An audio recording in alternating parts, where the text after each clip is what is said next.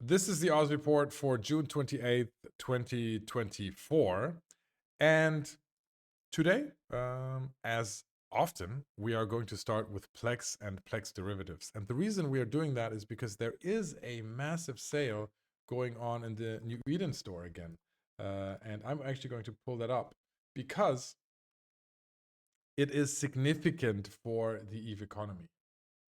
In the New Eden store right now, you can get the typical 50% off MCT deal, except now it's for twice as much MCT. So, for example, if you're spending 4,100 Plex on 12-month Omega and 24-month MCT, that means that you have a full Omega account with 3 characters generating LP for either for gameplay or as a skill farm. And as Crota pointed out on the stream earlier, this actually means that if you're generating skill points with the other 2 characters, your first character is actually free Omega. So this, if you have the, what was it, 22 billion to sign up for this, this actually gives you in the end, a free Omega account if you just generate and sell the LP. So that is quite significant. Why do I also bring it up? As my camera freezes on the stream. Hold on. We actually go deactivate, activate, and we're back. Jesus. Okay, that's weird. Why is that important? Because if we go over here, you can look at the skill farming return. And the skill farming return in EVE Online right now is actually negative. What I've done in the table that you're looking at here is I have put in the amount of Plex you need via the sale. So if you are using this sale, then instead of a slight loss on skill farming on the regular 12-month subscription in the New Eden store, you actually have a 2 billion a month profit. And that is what I meant earlier with, if you just generate SP on this account, you actually get a free Omega account out of it. So very much impactful. This has, of course, caused more pressure on the Plex price in game. So if we're looking at Plex in game, we're at 5.3, over 5.3 million. So definitely a very, very high Plex price. If you look at extractor prices, same, very, very high extractor prices because people are spinning up skill farms with this. If you look at injector prices, they are slowly coming down. They are probably going to come down more if CCP continues these massive sales that are reducing the cost basis for these skill farms. All right, so that is the situation with Plex. Let's look at what's going on in the other parts of EVE Online. So first of all, trending up this week. If we look at the items that are trending up, there are 2 things that are obvious. One, moon materials. So across the, there's, whether it's R4, R16, R32 moons, a lot of them are getting more expensive because a lot of people are producing things from the new expansion. And so raw moon materials, cadmium up 24%, right?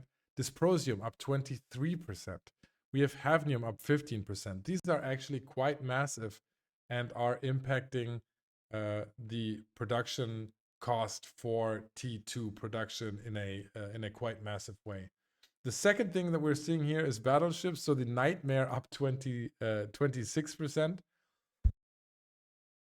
and the Marshall, also interesting here, up 12%. Now the Marshall comes basically from either from Project Discovery or through recruiting your friends in the Recruit a Friend program. So the Marshall is more an event ship, but also getting much more expensive at 12% up. If we're looking at what is trending down, there are 2 massive things here. One, gas clouds. All right, gas clouds, amber microcerosin and golden microcerosin, they continue to trend down. You can see minus 20%, minus 15% on here. The reason for that, we covered last week as well. Faction ships don't require these gases anymore to be built, at least subcaps don't. Those were replaced by items you now get from the pirate LP stores. net resonators. And so now they're really, gas is sliding down more. The only way that gas is going to recover is if we see a significant increase in capital productions that still use these gases. So that is going down, and we also are seeing some afterburners and micro warp drive dead space modules here coming down quite sharply. So -12 and -13%. The core X type 100 mN afterburners and the GIST X type and core X type 500 mN micro warp drives, those are coming down quite sharply in price. One thing I should mention on the trending upside as well, these aren't showing up individually, but we discussed them on stream earlier as a group. Abyssal Materials actually up 10% this week. So you can see that here, Abyssal Materials up 10% overall. They have been dropping for the last 3 or 4 months after the nerf to Triglavian ships. Now they're up again 10% this year. Could be speculators, could be producers, but either way, this seems to be some sort of bottom that we hit last week on Abyssal Materials. That's good to know, I think, for investors and people like producing and flying the ships alike. And so that's kind of reassuring if you're in that market. Other than that, let's look at largest drop in supply. So things that have been disappearing from the market. I want to name the Providence and the Nomad here. So jump freighter, the Minotaur jump freighter and the Amar freighter. There are really not that many left in the market. So if you look at the Providence, there's only 3 left. If you look at the Nomad, there's only 5 left in the market. So certainly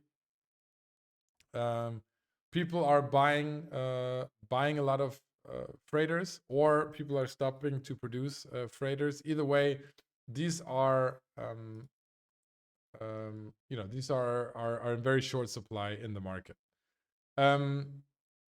Other than that, let's talk about most underpriced category. And most underpriced, you have to, again, look at with a grain of salt here, because most underpriced just means they're trading mostly under 52-week average. The Gila obviously is not underpriced. The Gila is just cheap, right? From the changes that we saw from away from gas prices and towards Garista LP components, the Gila has now gotten into a territory where it costs about 200 million ISK, and honestly, it's a super popular ship. It's a very useful ship, especially in abyssals, and so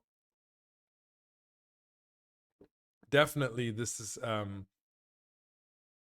a good time to fly a Gila, because they are cheap. It's easier to get into. They're still king of the abyss, and so I'm pretty sure some people are very happy at the lower risk you now have to put in to fly a Gila.